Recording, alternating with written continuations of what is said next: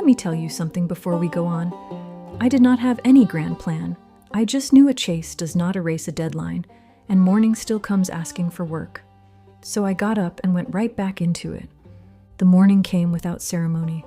The sky lightened beyond the pines, and the branch below the sycamore carried the same quiet current it had the evening before.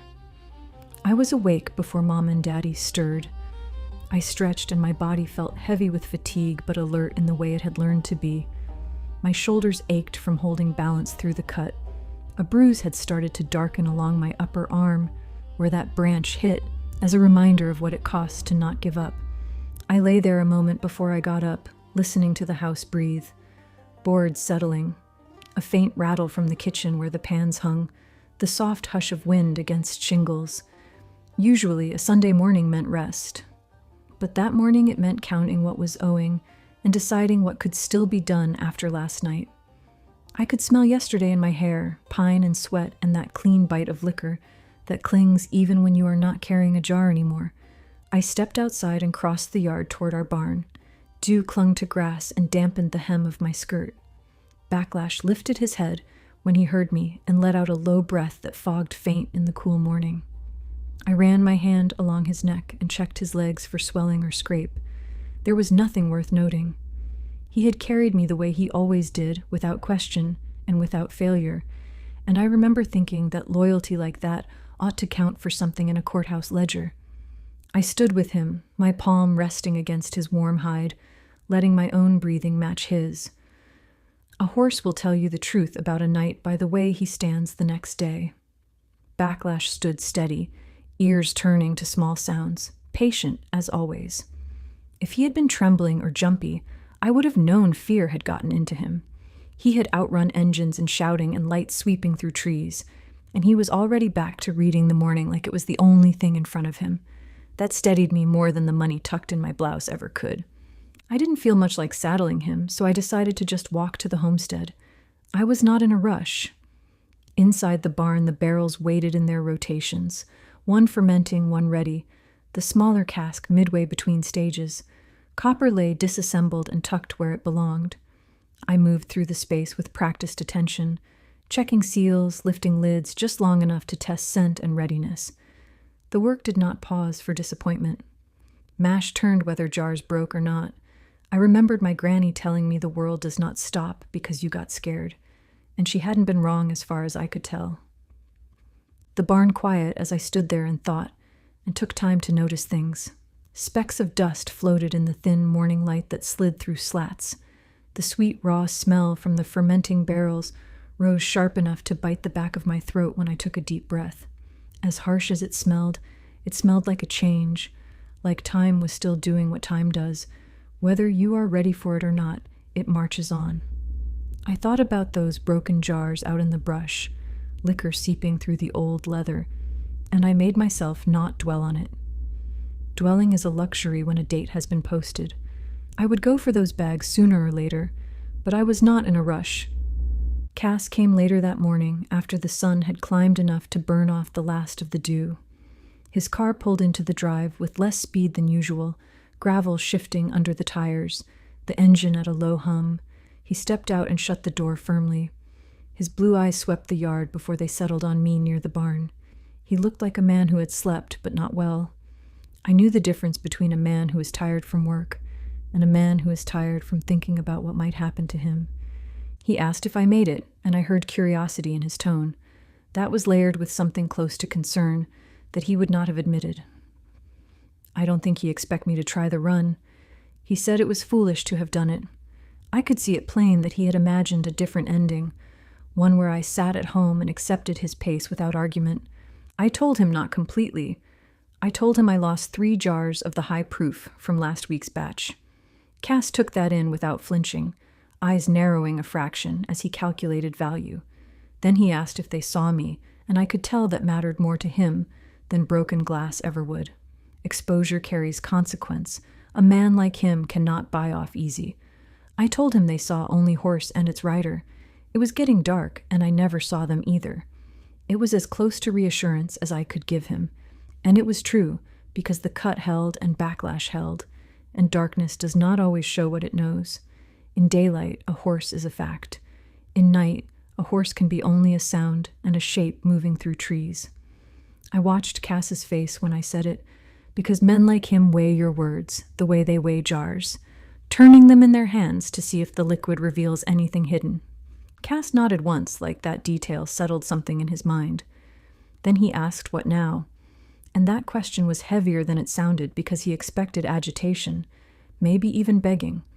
He expected me to blame him for not running, or to ask him to pay me back for what I lost, or to look like a frightened girl who had tried a man's work and failed. He expected me to make it personal so he could dismiss me as hysterical. I wasn't going to give him that satisfaction. Instead, I put the loss where it belonged and told him what would correct it. I told him we lost $11 and I expected him to earn it back tomorrow. Cass studied my face like he was looking for irony and finding none. The barn behind me smelled of grain and heat, the steady perfume of labor instead of panic. I did not call him a coward, though the word had visited my mind the night before. I did not praise his caution either.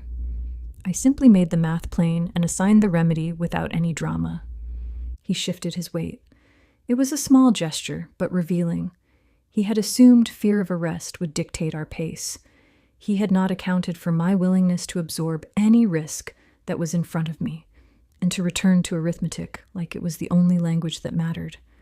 I could see him adjusting the picture he carried of me, moving me out of whatever easy category he had filed me into when we shook hands on $8 a gallon. He asked if I still wanted to move that night. I told him yes. I didn't mean it as a challenge. It was not a plea from a lady in distress either. It was instruction, and Cass heard it for what it was. He nodded once and went back to his car without further argument. He drove off with dust rising in a narrow plume, and I watched until he disappeared beyond the bend. The partnership stayed intact, but something had shifted in its axis. He would move product not because he chose the moment. He would move it because I required it. I turned back into the barn. Barrels waited, indifferent to negotiation. I climbed the loft ladder and pulled back the canvas, and inspected the copper with a more exacting eye than before. That chase taught me about vulnerability, and not just in the woods. It taught me what a single glint could do, what one careless piece hung in the wrong light could turn into. I rearranged everything again, so no metal would catch an eye if Eli or the sheriff came back. I was not going to fail because I wasn't careful. I took my time with it, because hiding is not the same as piling. If you pile, you forget what is where. If you forget, you fumble, and fumbling makes noise. I tucked the coil beneath rope that looked like it had always been there. I slid a harness over a corner of canvas so it sagged natural. I stepped back and looked from different angles, from the doorway, from the stall, from where a man might stand if he came in pretending to admire a plank floor. When I was satisfied, I climbed down and set my boots on the earth and stood straight. The work that followed stretched long into the afternoon. I lit the fire beneath the kettle and fed it slow, watching the flame take hold and settle into a steady burn. Sweat gathered along my spine as the barn warmed. My arms trembled from repetition, but I kept my hands patient because haste makes mistakes and mistakes get people buried. The run went clean.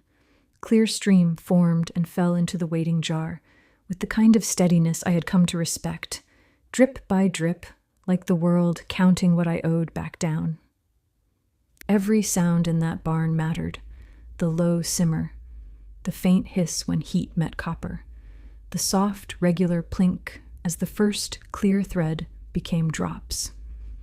I watched for the small changes, the ones you cannot explain to anybody who has never done it. A scent that goes sharp too fast. A tremble in the flame that means the coals are shifting, a bead of moisture in a place that should stay dry. I moved around the still like it was a living thing, adjusting and listening, because it was not only liquor being made, it was time being pressed into currency, and time was what the notice threatened to take from me.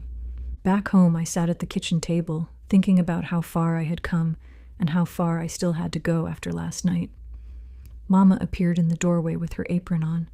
Her hands were folded light, like she had come in on an ordinary errand, and she watched a moment without speaking. The soft lantern light caught in her hair and smoothed the lines at the corners of her eyes, and I could see how tired she looked. I knew she had been carrying a quiet load for years, and now she was carrying this too. Daddy had not come home yet, so it was just us in the kitchen. She told me I was wearing myself thin. I told her I would get it back. I said it without looking at her because I was staring at the stack of bills. Mama stood beside of me and reached into her apron pocket. She pulled out a small cloth bundle tied at the corners. She untied it carefully and revealed folded bills and a few coins she had kept apart from household expenses. I wasn't sure how she knew about the night before, and then thought she couldn't know. No one knew, except Cass. He wasn't talking about it. She told me it was egg money, and from the chickens she sold the week before, and that she just wanted to help because it was hers too. I started to tell her she did not have to. I was going to raise the money like her mama did. She said she knew that, but wanted to help because it was important to her. I thanked her, but didn't need to do that. It was just her contribution in favor of land and memory, and I felt gratitude press against my ribs heavier than any jar I had lifted. I took that bundle because it carried her sacrifice. Egg money is not easy money. Egg money is a woman watching a coop, gathering and counting, making do. It is a woman choosing what can be spared without making the whole house go hungry. I wanted to tell her I would pay it back. I wanted to tell her she should keep it for herself. Instead, I tucked it close and let her see my eyes for a moment, because sometimes the only thanks you can afford is not wasting what has been given.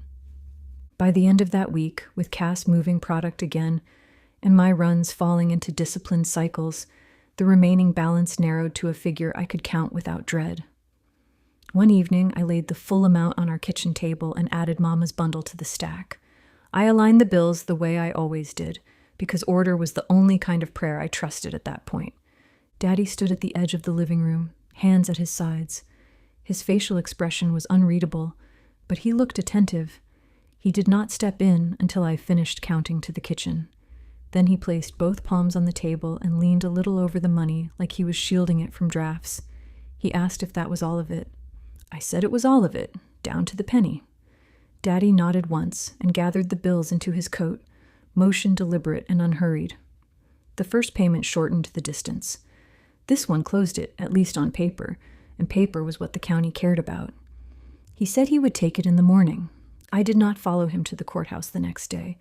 I stayed home and worked like a woman who had learned not to hope too loud. Still, I felt each hour stretch until he came back. When he returned, the receipt in his hand replaced the weight of cash. He set it on the table without flourish and told me it was satisfied.